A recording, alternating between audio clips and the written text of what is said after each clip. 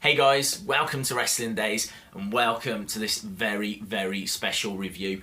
I am super excited to do this because this is right up my street. I love the old school wrestling. I love the legends. I get so passionate about the kind of the eras that have been and gone and sharing what I find with you guys, because for a lot of people wrestling started in the 80s. It started with Hulkamania, it started with WrestleMania, and that's just simply not true. There's this whole world of inspirational performers and fantastic technicians and, you know, styles that are actually very similar to today, that existed in the 70s and 60s, 50s, you know. I mean, you go back to the likes of George Hackenschmidt, who's regarded as the first world champion, and you're going back to like the late 1800s, early 1900s, you know, wrestling, and it goes back even further than that, of course it does. But so what I wanted to do was to go back to the oldest thing that I could find on the network, and I've got to be honest, I was disappointed to see that from a show, there might be matches, but from a show point of view, the oldest show that I can find goes back to 1975, which wasn't really far enough. I'd like to have gone back further. I'd love to have gone to the 50s or beyond, but it is 1975 that I can find. It's Madison Square Garden, 17th of March 1975. I can tell you that it's a worldwide Wrestling Federation show, so we're actually going back before the company was WWF. Before it was WWE, it was called WWF. Before it was called WWF, it was called WWWF. Believe it or not, Worldwide Wrestling Federation. Champion at the time, the big man at the top, as he was for 7.5 years, is Bruno Sammartino, and Bruno is actually on this card, so we get to talk about one of Bruno's matches. So if you want to find this, go onto the network, go to the Vault, and then go to Old School, and then go back as far as you can in Old School, and this is the show that I'm talking about. So, really great intro for the show. Like, this obviously has been done, you know, recently, but it's got clips, just quick clips, and it's got like Hogan beating the Iron Sheik. It's got the Ultimate Warrior running down to the ring. It's got Bobby the Brain Heenan. It's got loads of different kind of, you know, a lot of 80s actually, because I think that's where the Old School really kind of focuses. There's not a great deal from the 70s. Like, I'm pretty sure that the next event that's on after this was from 1977, so you skip 2 years to 1977.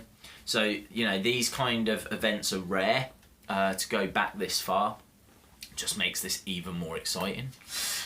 So yeah, I thought the intro was wicked. The first match that we get is Paul Butcher Vachon against Indian Jay Strongbo. Now, Jay Strongbo, one of the greats of 70s wrestling. I went on to Bleacher Report and they list him within the top 25 best wrestlers, most popular wrestlers, important wrestlers of the 60s and 70s. So I was really excited to see. I'd never seen a Jay Strongbo match before. I've seen clips, but I'd never actually sat down and watched a whole Chief Jay Strongbo. Vince is the only person on commentary, so Vince McMahon does commentary. There's no entrance music. Both guys are already in the ring. Both guys are a little bit overweight, to tell the truth. I've got to be honest, the match goes for 9 minutes 10 seconds. The referee is all in one colour. He's all in like this grey, dark grey kind of colour. I scored this match a 4 out of 10. It wasn't brilliant. Now this, I'm not judging Jay Strongbo just by this match. I know he has fantastic hard-hitting matches. Paul Butcher Vachon struck me as a little bit like Kevin Owens. You know, he was the heel, he was quite arrogant, talking to the ref, chatting to the crowd, very dismissive but very interactive. And Jay Strongbo, there's not really a character like him today, but very much reminiscent of Tatanka. I should imagine Tatanka got a lot of, you know, his kind of mannerisms from Chief Jay Strongbo, because You know, he was doing a lot of chops like Tatanka used to do. He was kind of like dancing around in the ring a bit as he was kind of transitioning from place to place. So yeah, it reminded me of Tatanka. Tatanka, obviously, who I grew up with. Really interesting start to this match. Both competitors just run to the different ropes. So they kind of look at each other and then they just run. It was weird. Like, the one goes in that direction, the other goes in that, and then they start zigzagging. And, like, I think Chief J Strongbo stops and he's about to, like, clobber Butcher Vachon, but Butcher Vachon stops, and it was like, oh. It was different. It was like, you're watching it and you're like, okay, how are they going to start? Because I'm very interested in how people start matches. Do you lock up? Do you do a test of strength? Do you take someone down, get them into an armbar? Do you know, mess around with them for 5 minutes? You know, no, I'm not going to do that. How do you actually start the match? I thought this was really interesting. You know, how both people just went and then started running off to the ropes. I was like, wow, okay. Vachon objecting to Strongbo's style. A couple of strikes. Vachon walking away. Again, there was quite a bit of, and then walking off. Big chops though. Vachon grabbed the neck muscles. It's a move you don't see anymore. The neck muscles here of Vachon looks really weird. I should imagine it's painful. You know, if you grab there, you can feel it. You can really feel it. So if you've got like this 250-pound man squeezing these muscles here, I can imagine it would hurt. But it just looks weird. Just looks like, you know, the guy sat there whilst this other guy's like squeezing his neck muscle. It looks like he's getting a massage. But as I said, I should imagine that does actually hurt. It's not a move that you see in this day and age. Strongbo again dancing around, as we said, big slam, choked them from Vachon. Referee, you know, was trying to see if Vachon was biting. That's something you don't see in this day and age, biting. And Vachon was, but he was hiding it from the ref. The ref was over there and having a bite, having a bite out of Strongbo over here. Big knees, 2 count for Vachon. He could have got 3, but he pulled him up. And then a quick count, really out of nowhere. You know, Strongbo came off the ropes. I don't know if it was a knee. It was some kind of strike. And he gets onto, and that was it. Strongbo won. Match went for 9 minutes, 10 seconds. Felt long. Like, all of this that we spoke about, the spots that we spoke about, could have been put into 2 minutes. Rest of it was quite plodding. It went on for 9 minutes, 10 seconds, which is why I gave it the 4 out of 10 mark. There was a few bits in there, and a few bits you don't normally see, as we said, you know, the neck hold and the biting and whatnot. Moving on anyway, we get the big man, the main man, Mr. 70s Wrestling himself. You know, there are 4 statues at WWE headquarters, and they do a statue every year. You only get one if you are not only in the Hall of Fame, but the creme de la creme, like the top of the mountain, the Mount Rushmore. You know, you have to be that level to get a statue. The 4 statues so far: Andre the Giant, Dusty Rhodes, Ultimate Warrior, Bruno Sammartino. Bruno, up next, he was going up against Spiros Arion from Greece, who I'd not heard of, but again, does make the list, the top 25 on Bleacher Report. Who's number 1 in that list? Bruno Sammartino. Classy Freddie Blassie was with Arion. And crowd on their feet, big Bruno chant, came out with the WWF title, which I'll put a picture of there. Yeah, it was a wonderful looking belt. And the energy to this, it had a quick pace. This was a good match, really enjoyed this. Cheap shot from Arion, got the match going. Big rights from Bruno, he was hurling Arion around. Big body slam, bear hug from Bruno Sammartino. Big right, knocked Arion out of the ring. And you've got to remember, in this day and age, there wasn't like a nice empty space. He landed on top of people. There was a barrier.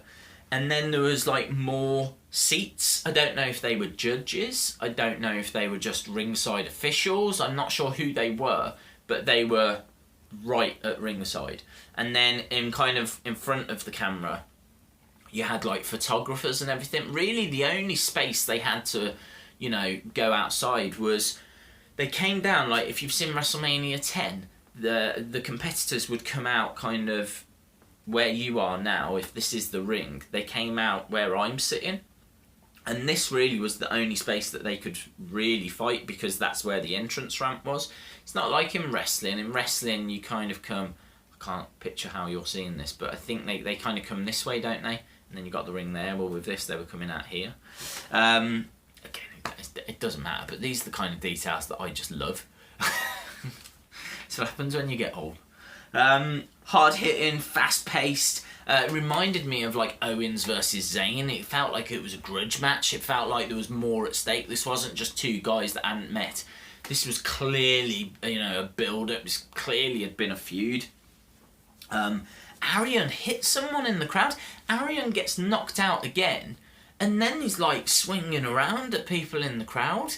You just would not see that. Those people hadn't been. Well, I don't believe they'd been planted there. So it was like whoa. I don't know if someone had grabbed him and he was like, "Let me go." Those kind of 70s wrestlers aren't going to take any rubbish from anybody. You interfere with them, you're going to get, you're going to get punched. Crowd was so into it. Crowd wanted to see Bruno rip this guy apart.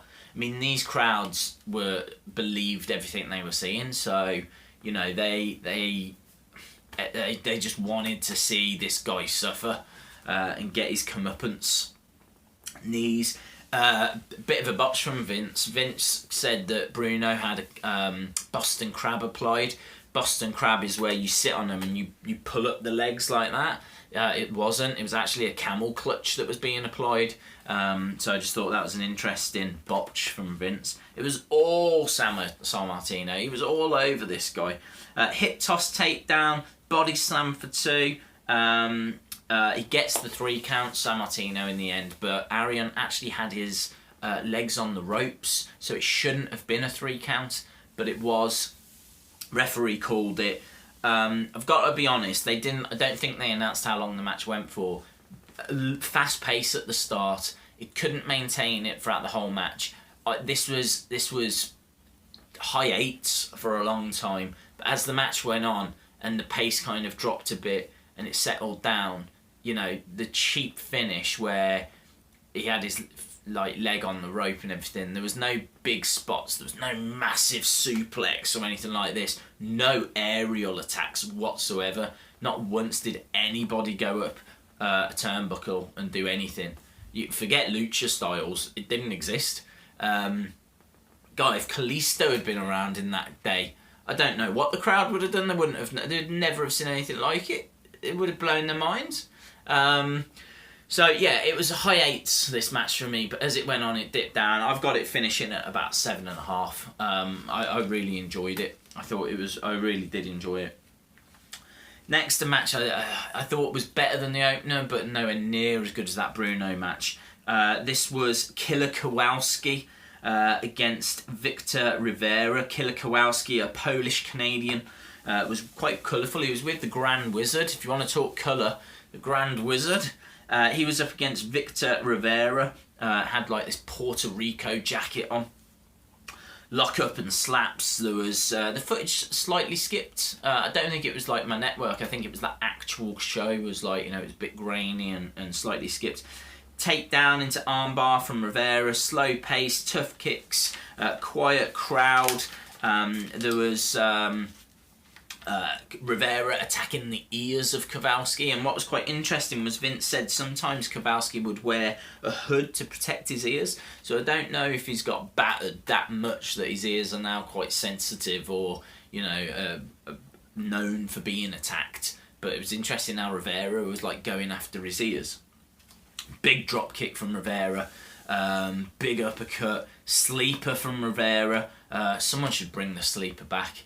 Someone should bring back the bear hug and the sleeper, because Both of those are just classic throwback wrestling holds, which don't look stupid. Don't look, I was talking earlier about that neck grab where he had him by the neck muscles. Sleeper hold doesn't look stupid. To try and fight out of that is tricky. Bear hug, if applied properly, not just one of those where it looks like you're giving them a bit of a cuddle, but like a proper bear hug. And if you've got someone the size of like Bruno Sammartino, Ivan Putsky, Braun Strowman in today's imagine if Braun Strowman picked you up, locked in like that, and was squeezing the life out of you to the point where there's no air in your lungs. How are you going to fight out of that? Where are you going to get the energy from to fight out of that? I would like that to be brought back. Rivera got distracted by, I think it was the Grand Wizard outside. Big, the crowd really came alive on this bit as Kowalski was kind of coming up behind. He's behind you, he's behind you. He turns around, bites in from Killer Kowalski. Referee calls it, disqualifies Kowalski for biting. Another match that had biting in it. Rivera wins. This match went on right. Everything I've told you, it sounds like the match was quite fast-paced. It wasn't. It was slow. Because of that, I've only scored it a 5. It's better than the opener, and longer than the opener, but a 5. 15 minutes, 58 seconds. I think there's a time limit of 20 minutes. If that had gone on another 4 minutes, it would have been called a draw, and because of the time.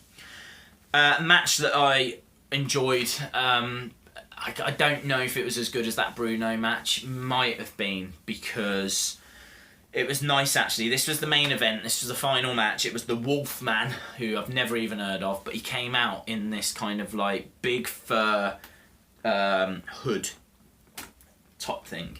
And then when he took it off, he had long hair, long beard, like walking around like this. He was known as the Wolfman. Real gimmick. The kind of thing you'd expect to have seen in the late 80s. Mantar or Berserker, Warlord. It was one of those. Against Ivan Putsky. From Krakow in Poland.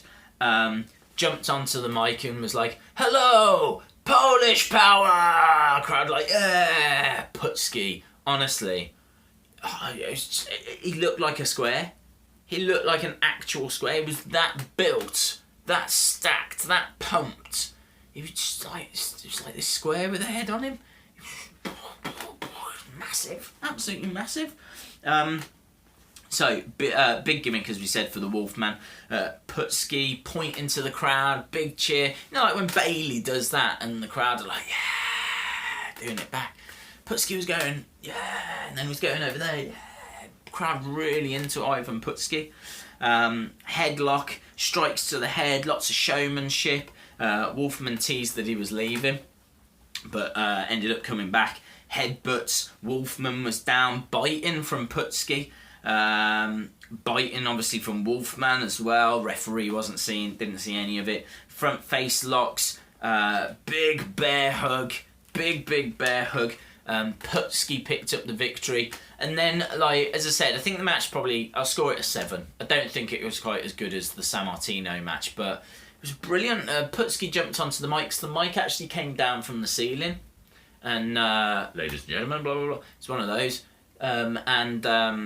He jumps on, he goes, "Dobrze," which means good in Polish. And so he was like, "Dobrze, Polish power." Yeah. Crowd's like proper into it. He goes over, he grabs someone's drink. He's drinking this drink. Vince on commentary goes, "Oh, look at the belly on Putsky. He likes a beer." You just would not get that in this day and age. You just wouldn't. Talking about beer on WWE. It's aimed at a very young market, so you can't talk about alcohol. I think, actually, I don't even know what he was drinking, but he grabs this person's drink. It could have been beer. He's in the ring having a drink like this. Again, you wouldn't see it. I can tell you Putsky actually went into the Hall of Fame in 1995, one of the first inductees. Never won the WWF or WWF Championship, which is, He should have.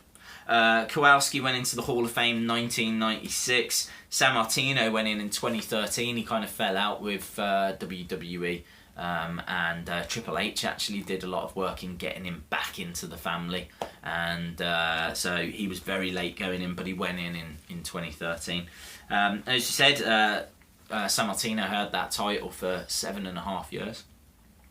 So 5 things that I've put down in this was 1, bring back the bear hug or the sleeper, much like the Cesaro swing. You know, it's got a place, and it didn't look stupid. So I'd love to see people using that.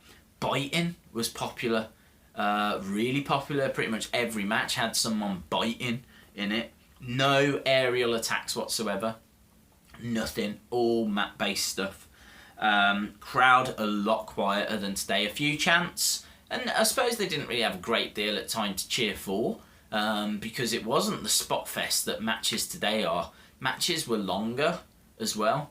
You know, this was 4 matches and it went for 50 odd minutes. You know, an NXT show can have 4 matches, but you get adverts, you get promos, you get backstage segments, so the matches were longer, not as action-packed, and as a result the crowds were quieter, but they were still rammed, still packed. You know, people wanting to see their favourite superstars. That's what they came for.